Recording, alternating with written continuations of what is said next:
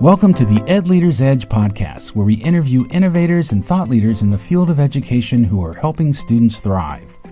I'm your host, Ed Madison. I'm a professor and researcher at the University of Oregon, an educational consultant, and serve as executive director of the Journalistic Learning Initiative, a nonprofit organization that empowers elementary, middle, and high school students to discover their voice, improve academic outcomes, and become self-directed learners through project-based storytelling.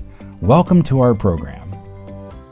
Well, welcome back to the podcast. Al Lewis is superintendent of schools at the Weymouth Township School District in Dorothy, New Jersey. He also was recently awarded a National School Superintendent's Award for small school leadership. Welcome to the podcast, Dr. Lewis.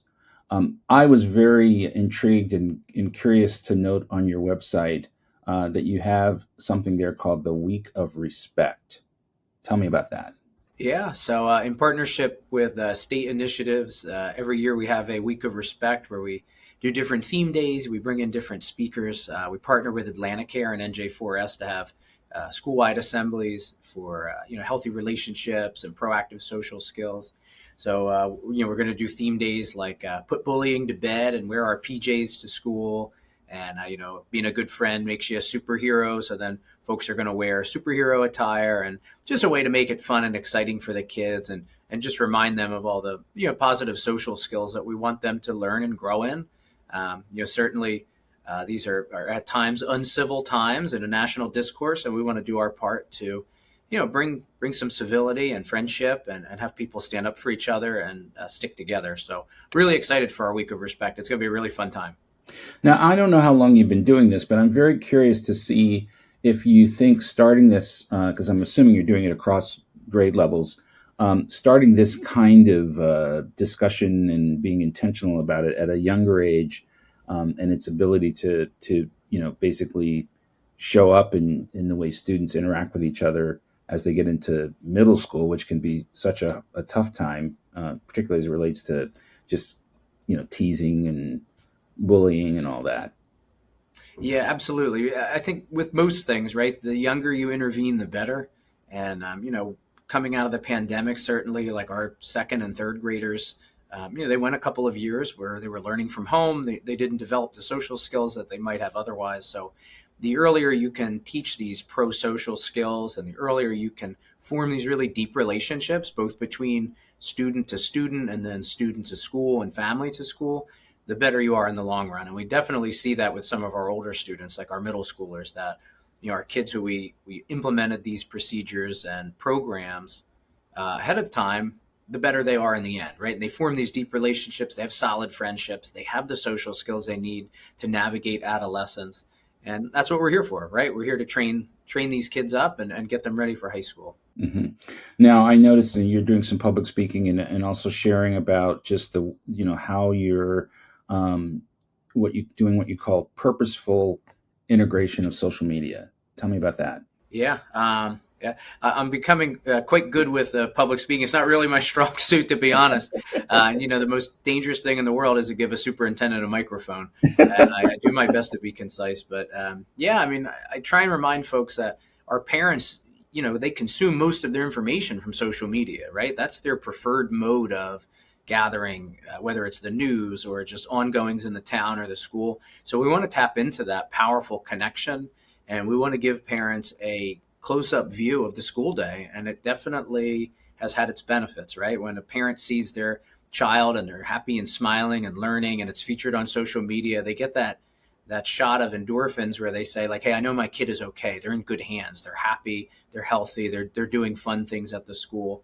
And, we want parents to feel confident that when they send their pride and joy to us, that we care for them as we would our own. And then likewise, just involving the community in our events and engaging with them. We had a snow day last year here in Southern New Jersey. And, I asked folks to post pictures of their snow day fun. And that's not normally something a superintendent might do, right? They make the snow day call, and then they handle all the logistics, and then they kind of step back and let things unroll. But I wanted folks to feel like there was that engagement, that two-way communication where they can engage with the school through social media, and then they can also consume information from the school likewise. So been a really powerful tool so far for us. We're a very small town, so it definitely helps add to that level of communication. We want there to be certain layers of communication that parents get. And we want them to feel really deeply connected to the school and its mission, because we do believe by mission and vision that we are here as servants to the community and families. Mm-hmm. Now, tell me about just kind of maybe your either sort of philosophy or how you go about sort of instilling a culture of that supports both teachers and students, and even the principals and all the folks in your that you oversee. Yeah, absolutely. Full transparency. I mean, my faith informs my view of leadership. I look at leadership as service. I believe I was called to serve, and I believe I have been commissioned to serve. And that informs everything that I do. I believe I have to be of service to my coworkers because I care deeply about them and their well-being and the well-being of their family. And to that end, with teachers and staff, all staff, like top to bottom, we've partnered with Teacher Coach, which is a professional teacher retention and prosilience company that helps with mental health supports, different types of supports beyond mental health, like just pro-social and different kinds of like life stage support.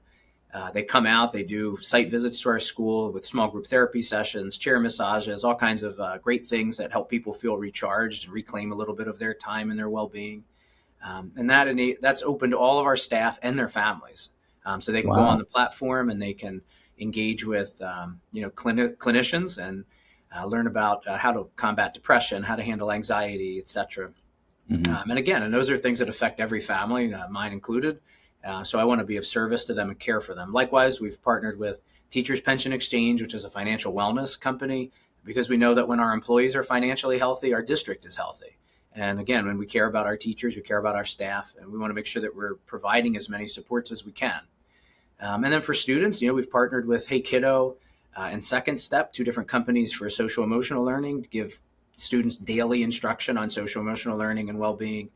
Because again, like we know if we don't teach these things to our children, they're not going to just learn them by magic. They need to be taught discreetly how to engage in these healthy relationships and healthy behaviors when things are going well and when things are not going well.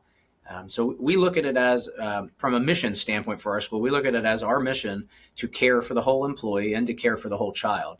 And we're fully committed to that. And as a leader, like I said, I believe I've been called to lead that. And I look at leadership as service. Let's step away from our conversation for a moment for me to tell you about the Journalistic Learning Initiative's innovative educational tools and services. If you're looking to make the best decision for your teaching staff and students about AI adoption, improving student engagement, strengthening writing skills, promoting social media mindfulness, or enhancing college and career readiness, please take a moment to visit our website at journalisticlearning.org.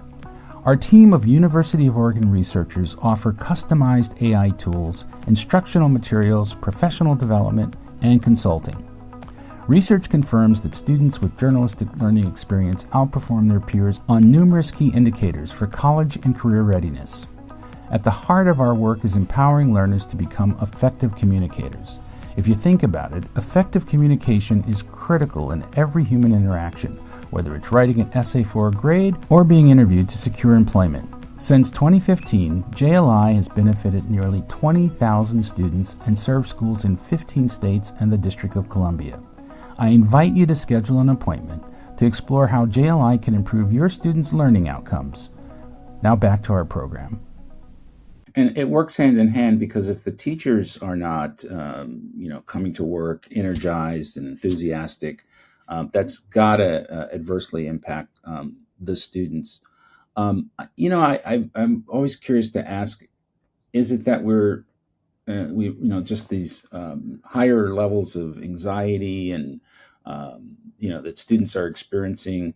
Is that what do we know about why we're seeing that now at this particular time? I mean, obviously they've got so many more things to think about with climate and gun violence and all those things, but I'm just curious from your observation. Yeah, I think it's an amalgamation of things. I think, like you said, there is certainly nationally, particularly obviously like for America, there are different stresses and pressures that are befalling this industry, so to speak. Teachers are dealing with the rising increase in gun violence. They're dealing with heightened anxiety, stemming from both the pandemic and politics in America right now. And I believe everybody just has that all as the backdrop of things that are going on. And then I think there's also less of a stigma about mental health issues and anxiety and depression. And I think that's also, it's not a good thing that we're hearing about so much of it, but it is a good thing that it's part of the conversation and that people can come to you and say, hey, look, I'm struggling with something right now and I really need your help. I think for an employee to go to an employer and say that is a sign of how far we've come with destigmatizing mental health issues. And I believe at Weymouth Township, we've helped to destigmatize it district wide, and people do feel comfortable coming to me or to another administrator. But then I think also teaching's an incredibly complex job and it's woefully underpaid, right? And I think that is, again, like one of the major trends that we're seeing in the United States. And we need to, as districts, like New Jersey is local governance and local control. So there's local school boards. And I can say that, our board and teachers negotiated a fair 5-year contract that started this year. And, we don't just say we believe teachers are underpaid. We gave them a substantial raise because we believe they were underpaid and they needed to be paid fairly. And I think that's going to be hopefully a grassroots effort across this nation to pay our teachers fairly so they can not be as stressed and burned out and worried about other things that are going on in their life. Because like, as you said, it's somewhat of Maslow's hierarchy, right? If a teacher comes in and they're not totally cared for and they're not totally feeling energized and like they have everything else in a row, they're not as effective in front of the kids. So if we want kids and adults to be effective in the school building, we have to take care of them. Let me ask you, post COVID, whether or not, there is some talk that I've had with other superintendents about whether or not we're having the same expectations for kids that we had prior. Obviously, there were, there was challenges with online learning and all of that, but there's a question as to whether or not, we've eased up on what our expectations are, maybe to the detriment of our students. You have thoughts about that? And the second part of it actually is there's a question about whether or not this generation may be stigmatized as they enter the workforce because people may falsely assume that they're not as prepared. Yeah, well, I think both those things are of concern to schools in different ways, right? I mean, we're training the next generation of employees and leaders. So that's always on our mind as well. Are we preparing them adequately for careers that don't exist yet? And are we preparing them to be responsible consumers of information and science, right? I mean, those are two things I think nationally that are evident that we, could do better on.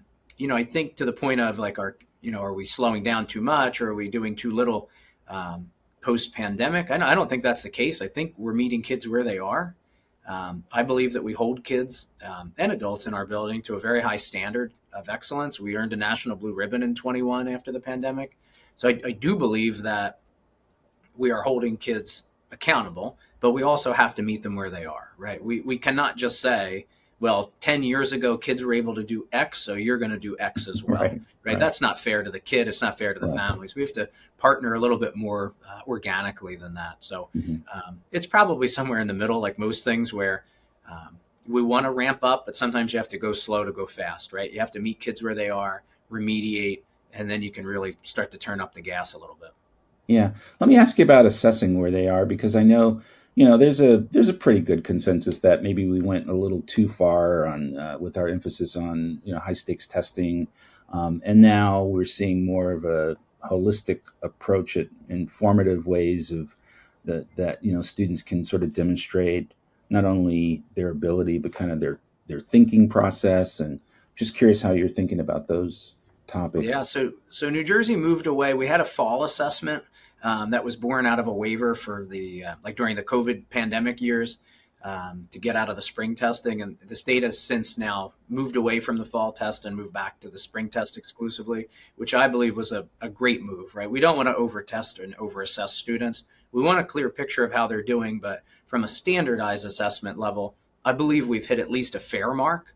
And we don't need to have more than one standardized assessment a year. In terms of how we do that organically in Weymouth Township, we use Lumos Learning's platform. They have test prep and fall refreshers. So our kids have like an ongoing assessment of where they're at and what remediation needs to take place. And that's been really effective so far this school year.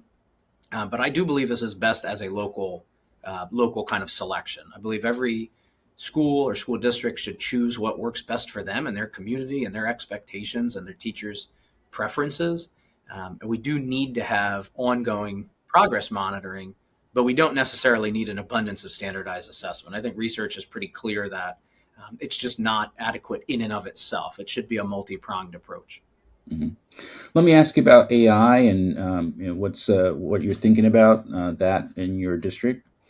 Yeah, it's funny. I just did a presentation to a group of librarians about how whether we like it or not, kids are going to use AI, and we need to be prepared now rather than just pretend it's going to go away. I keep saying it's much like the Wikipedia of my generation, that everyone told us not to use Wikipedia and how unreliable and awful it was going to be, and then after long enough, it became statistically more accurate than printed material. So I do believe AI is here to stay. It's clearly the future of computer programming and different aspects of almost every industry. And we need to train our kids on its ethical and responsible use. I know my wife is a college professor, a writing professor, and she has a background in journalism that we talked about. And she uses AI all the time to teach students how to ethically apply it to their careers. And I think that's really the path we need to take, is not to tell them don't use it, but show them how to use this great tool and prepare them for it. We use AI as a school. Like I said, we use Lumos Learning. It has an AI tutor that kids use, and they have a one-on-one interaction with this like AI ChatGPT informed bot. Yeah. I mean, that's powerful, right? Instead of just saying we're not going to use it, that's a powerful use. Well, also it's I would say it's democratizing tutoring. Before you had to have a family with means in order to have that kind of one-on-one response. And so I also and I may have mentioned this to you when we spoke before, but our nonprofit created a writing coach that for journalistic writing and also other genres of writing. And it's called Murrow, named after the famous journalist Edward R. Murrow. Yeah. We've had over 60,000 uses of this tool, and it's totally free. And we have to make sure that we send the link so your wife can check it out. But it doesn't write for students. It stimulates critical thinking. It asks them questions. It'll help them sort of refine their writing, but it won't do it for them. And I think it's why it's been embraced. One of the activities she described to me, which I loved, she said she had she used ChatGPT to generate 5 resumes and cover letters for the same position from different people. And then she handed them out, and they said, okay, so these are the people you're going to apply for the same job with. How do you make yours stand out even more than the one that AI generated? Yeah, exactly. Right? Because that's a real authentic use of it. Exactly. And then it's also empowering the student to say, AI gets you 80, 90, whatever percent of the way it gets you, but then you own that last 10 to 20%. Now, how are you going to make yourself be a standout? I mean, I think that's really powerful stuff. Yeah. Is there a CTE, career and technical education component to the work you're doing in your schools, maybe at the high school level, or? Yeah, so that's primarily a high school initiative in New Jersey. Yeah. We do a lot of after school clubs that are geared towards letting kids explore careers like STEAM clubs, environmental clubs. Yeah. So we do want to start leading students in that area and giving them exposure to different careers. Okay. I know my 8th grade, actually my lead teacher is talking about doing a career day this year. And I think that's great because I know when I was a kid, I really didn't know what careers there were other than like policeman, fireman, lawyer, and doctor, like just the classic, like you play the game of life. That's like what your choices are. It's like that and rock star. Yeah. And I knew I wasn't going to be a rock star. So I had to choose something different. But yeah, no, so I think the more you expose kids, the better. And like you said, it's somewhat also of like democratizes things for the students because, now they're not limited by what their parents know or what their parents experienced, right? We can kind of level the playing field for them. Yeah. Final question I always like to ask was there a teacher in your past that maybe just inspired you to, pursue and do what you're doing now?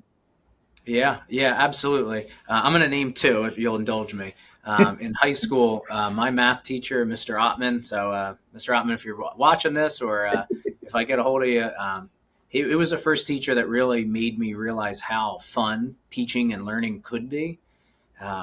And we learned incredible things that I felt like at the time were way over my head. And, I always tease my wife was a valedictorian and I was not even close. So, sitting in Mr. Ottman's math classes for a couple of years and then a computer graphics class, he just inspired me that someone like me could be a teacher and that, I could be of service to a community like he was to ours. And he was a real pioneer. He was the first teacher in our district that ever had a smart board.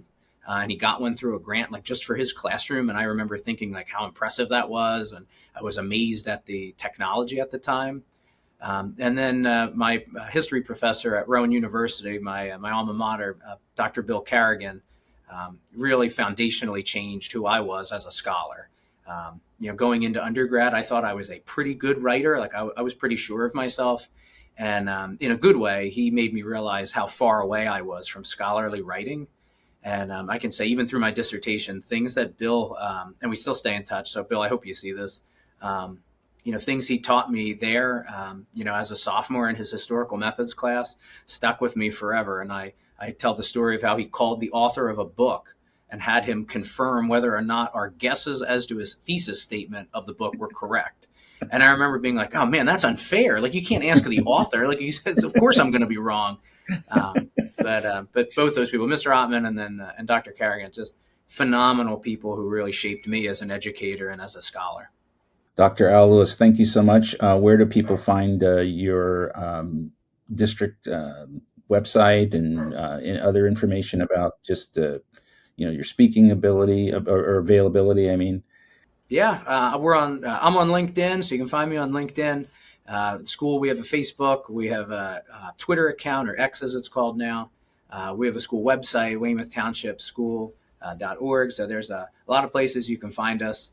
And happy to talk education with folks. I always say, as a soup, sometimes teaching and learning is the least amount we talk about. So I always love talking about it. Thank you so much. Thank you. The Ed Leader's Edge podcast is produced by the Journalistic Learning Initiative. Please check out our latest books, Language Arts in Action from W.W. Norton Publishing, and Raising Empowered Learners from Rauman and Littlefield. For more information about our work, please visit journalisticlearning.org or edleaderedge.org. Thanks for listening.